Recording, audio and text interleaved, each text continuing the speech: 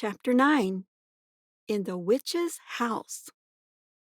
And now, of course, you want to know what happened to Edmund. He had eaten his share of the dinner, but he hadn't really enjoyed it because he was thinking all the time about Turkish delight. And there's nothing that spoils the taste of good, ordinary food half so much as the memory of bad, magic food. And he had heard the conversation and hadn't enjoyed it much either, because he kept on thinking that the others were taking no notice of him and trying to give him the cold shoulder. They weren't, but he imagined it. And then he had listened until Mr. Beaver told him about Aslan, and until he had heard the whole arrangement of meeting Aslan at the stone table. It was then that he began very quietly to edge himself under the curtain which hung over the door, for the mention of Aslan gave him a mysterious and horrible feeling, just as it gave the others a mysterious and lovely feeling. Just as Mr. Beaver had been repeating the rhyme about Adam's flesh and Adam's bone, Edmund had been very quietly turning the door handle, and just before Mr. Beaver had begun telling them that the White Witch wasn't really human at all, but half a djinn and half a giantess, Edmund had got outside into the snow and cautiously closed the door behind him.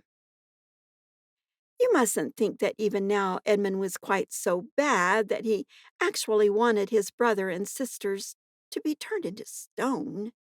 He did want Turkish delight, and to be a prince, and later a king, and to pay Peter out for calling him a beast. As for what the witch would do with the others, he didn't want her to be particularly nice to them, certainly not to put them on the same level as himself. But he managed to believe, or to pretend he believed, that she wouldn't do anything very bad to them. Because, he said to himself, all these people who say nasty things about her are her enemies, and probably half of it isn't true. She was jolly nice to me, anyway. Much nicer than they are. I expect she is the rightful queen, really. Anyway, she'll be better than that awful Aslan. At least that was the excuse he made in his own mind for what he was doing. It wasn't a very good excuse, however, for deep down inside him he really knew that the White Witch was bad and cruel. The first thing he realized when he got outside and found the snow falling round him was that he had left his coat behind in the beaver's house. And of course, there was no chance of going back to get it now. The next thing he realized was that the daylight was almost gone, for it had been nearly 3 o'clock when they sat down to dinner, and the winter days were short. He hadn't reckoned on this, but he had to make the best of it. So he turned up his collar and shuffled across the top of the dam to the far side of the river. It was pretty bad when he reached the far side. It was growing darker every minute, and what with that and the snowflakes swirling all round him, he could hardly see 3 feet ahead. And then, too, there was no road. He kept slipping into deep drifts of snow and skidding on frozen puddles and tripping over fallen tree trunks and sliding down steep banks and barking his shins against rocks till he was wet and cold and bruised all over. The silence and the loneliness were dreadful. In fact, I really think he might have given up the whole plan and gone back and owned up and made friends with the others if he hadn't happened to say to himself, when I'm king of Narnia, the first thing I shall do will be to make some decent roads. And of course, that set him off thinking about being a king and all the other things he would do, and this cheered him up a good deal. He had just settled in his mind what sort of palace he would have, and how many cars, and all about his private cinema, and where the principal railways would run, and what laws he would make against beavers and dams, and was putting the finishing touches to his schemes for keeping Peter in his place when the weather changed. First, the snow stopped. Then a wind sprang up, and it became freezing cold. Finally, the clouds rolled away, and the moon came out. It was a full moon, and shining on all that snow, it made everything almost as bright as day. Only the shadows were rather confusing. He would never have found his way if the moon hadn't come out by the time he got to the other river. You remember, he had seen, when they first arrived at the beavers, a smaller river flowing into the great one lower down. He now reached this and turned to follow it up. But the little valley down which it came was much steeper and rockier than the one he had just left, and much overgrown with bushes, so that he could not have managed it at all in the dark. Even as it was, he got wet through, for he had to stoop under branches, and great loads of snow came sliding off onto his back. And every time this happened, he thought more and more how he hated Peter, just as if all this had been Peter's fault. But at last he came to a part where it was more level and the valley opened out. And there on the other side of the river, quite close to him, in the middle of a little plain between two hills, he saw what must be the White Witch's house. And the moon was shining brighter than ever.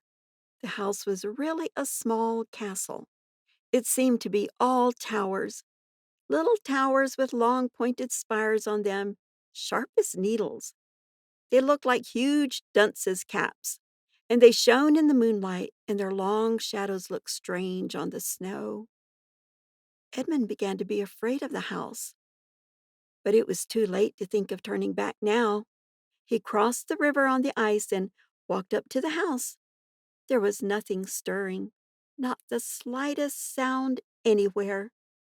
Even his own feet made no noise on the deep, newly fallen snow.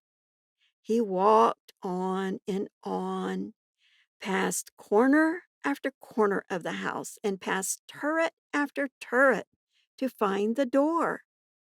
He had to go right around to the far side before he found it. It was a huge arch, but the great iron gate stood wide open. Edmund crept up to the arch and looked inside into the courtyard, and there he saw a sight that nearly made his heart stop beating. Just inside the gate, with the moonlight shining on it, stood an enormous lion, crouched as if it was ready to spring. And Edmund stood in the shadow of the arch, afraid to go on and afraid to go back, with his knees knocking together. He stood there so long that his teeth would have been chattering with cold if they had not been chattering with fear. How long this really lasted, I don't know, but it seemed to Edmund to last for hours. Then, at last, he began to wonder why the lion was standing so still, for it hadn't moved 1 inch since he first set eyes on it. Edmund now ventured a little nearer, still keeping in the shadow of the arch as much as he could. He now saw from the way the lion was standing that it couldn't have been looking at him at all. But supposing it turns its head, thought Edmund. In fact, it was staring at something else, a little dwarf who stood with his back to it about 4 feet away. Aha, thought Edmund, when it springs at the dwarf, then will be my chance to escape. But still, the lion never moved, nor did the dwarf. And now at last, Edmund remembered what the others had said about the White Witch turning people into stone. Perhaps this was only a stone lion. And as soon as he had thought of that, he noticed that the lion's back and the top of its head were covered with snow. Of course, it must be only a statue. No living animal would have let himself get covered with snow. Then very slowly, and with his heart beating as if it would burst, Edmund ventured to go up to the lion. Even now he hardly dared to touch it, but at last he put out his hand very quickly and did. It was cold stone. He had been frightened by a mere statue. The relief which Edmund felt was so great that, in spite of the cold, he suddenly got warm all over right down to his toes, and at the same time there came into his head what seemed a perfectly lovely idea. Probably, he thought, this is the great lion Aslan that they were all talking about. She's caught him already and turned him into stone. So that's the end of all their fine ideas about him? Pooh! Who's afraid of Aslan?" And he stood there gloating over the stone lion, and presently he did something very silly and foolish. He took a stump of lead pencil. He took a stump of lead pencil out of his pocket and scribbled a mustache on the lion's upper lip, and then a pair of glasses on its eyes. Then he said, "Yah, silly old Aslan, how do you like being a stone? You thought yourself mighty fine, didn't you?"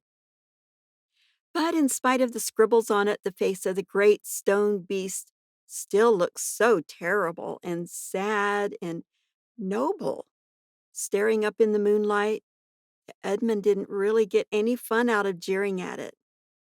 He turned away and began to cross the courtyard. As he got into the middle of it, he saw that there were dozens of statues all about, standing here and there as a chess piece is standing on a chessboard when it is halfway through the game. There were stone satyrs and stone wolves and bears and foxes and cats of stone.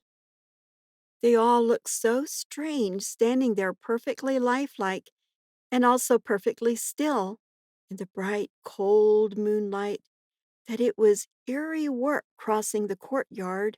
He now saw that there was a dim light showing from a doorway on the far side of the courtyard. He went to it. There was a flight of stone steps going up to an open door. Edmund went up them. Across the threshold lay a great wolf.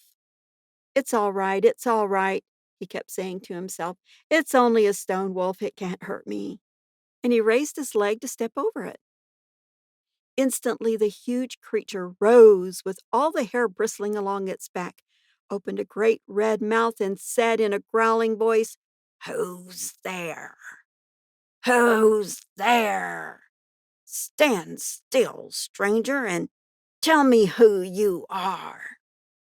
"If you please, sir," said Edmund, trembling so that he could hardly speak, "my name is Edmund, and I'm the son of Adam that Her Majesty met in the wood the other day.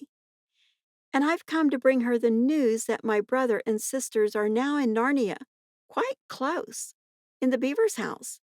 She wanted to see them." "I will tell Her Majesty," said the wolf. "Meanwhile, stand still on the threshold." Then he vanished into the house. Edmund stood and waited, his fingers aching with cold and his heart pounding in his chest. And presently the gray wolf, Maugrim, the chief of the witches' secret police, came bounding back and said, "Come in, come in, fortunate favorite of the queen, or else not so fortunate." And Edmund went in, taking great care not to tread on the wolf's paws. He found himself in a long, gloomy hall with many pillars, full, as the courtyard had been, of statues. The one nearest the door was a little fawn with a very sad expression on its face, and Edmund couldn't help wondering if this might be Lucy's friend. The only light came from a single lamp, and close beside this sat the White Witch. "I'm come, your Majesty," said Edmund, rushing eagerly forward. "How dare you come alone?" said the witch in a terrible voice. "Did I not tell you to bring the others with you?" "Please, your Majesty," said Edmund, "I've done the best I can. I've brought them quite close. They're in the little house on top of the dam just up the river, with Mr. and Mrs. Beaver." A slow, cruel smile came over the witch's face. "Is this all your news?" she asked. "No, your Majesty," said Edmund, and proceeded to tell her all he had heard before leaving the beaver's house. "What? Aslan?" cried the queen. "Aslan? Is this true? If I find you have lied to me—" "Please, I'm only repeating what they said," stammered Edmund. But the queen, who was no longer attending to him, clapped her hands. Instantly, the same dwarf whom Edmund had seen with her before appeared. "Make ready our sledge," ordered the witch, "and use the harness without bells." End of chapter 9.